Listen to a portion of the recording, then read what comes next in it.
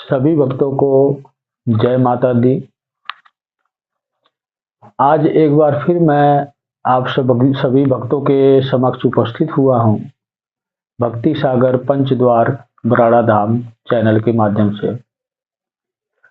आज मैं एक बार फिर आप सभी भक्तों के साथ यही चर्चा करना चाहता हूँ कि नवरात्रि में हम व्रत भी रहते हैं, और पिछली वीडियो में मैंने आपको ये भी बताया कि नवरात्रि का जो सही तरीका है व्रत का, वो 9 दिन का होता है।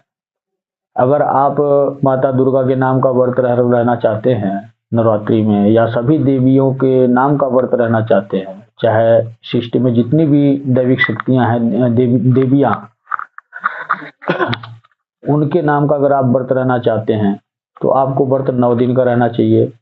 10वें दिन ही कंजका खिलाएं। और दूसरी बात आपको मैं बताना चाहता हूं कि जो भी साधक माता के नाम का 9 दिन का व्रत रखते हैं और उनकी इच्छा है कि माता के किसी शक्तिपीठ पे मैं जाके दर्शन करके आऊं, तो उनसे मैं यही कहना चाहूंगा कि आप उस श्रद्धा भाव के साथ तो कभी भी माता के दर्शन करने जाओ, हमेशा माता आपको वहीं मिलेगी जिस भी शक्तिपीठ पर आप जाओगे। लेकिन आप अगर 9 दिन का व्रत माता के नाम का रखते हो तो मैं आपसे इतना ही कहूंगा कि जब तक आपका व्रत चल रहा है आप माता के दरबार में ना जाएं। व्रत पूर्ण होने के बाद आप पहले कंजका खिलाएं माता के नाम का। इसके बाद आप माता के किसी भी शक्तिपीठ पर, जिस भी माता के स्वरूप को आप मानते हो, उस माता के शक्तिपीठ पर, उस मंदिर पर आप जाएं माता के दर्शन करने श्रद्धा भाव के साथ। और दर्शन करने के बाद मन इच्छा जो भी आपने सोचकर व्रत रखा था, आपकी जो भी भावनाएं थी, आपकी कोई समस्या थी आपके जीवन की, वो जो सोच के आपने व्रत रखा था, वो भावना आप उस शक्तिपीठ पर, उस माता के दरबार में व्यक्त करें कि हे माँ, मेरी ये मनोकामनाएं हैं, मेरी मनोकामनाएं पूर्ण कर।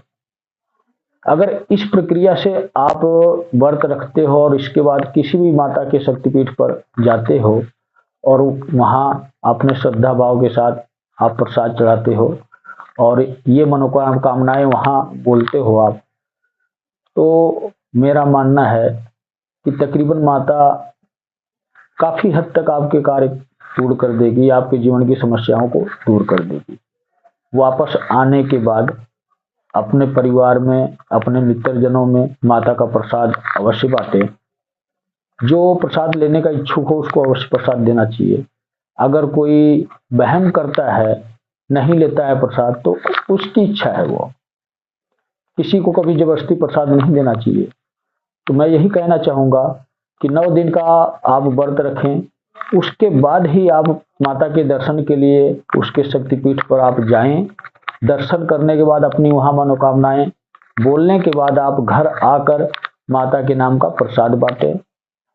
इसके बाद आपकी ये 9 दिन के व्रत की प्रक्रिया पूर्ण हो जाती है। हाँ, ये भी जरूरी नहीं है कि आप 9 दिन का व्रत हैं तो आप माता के दर्शन करने उसके किसी शक्तिपीठ पर ही जाएं।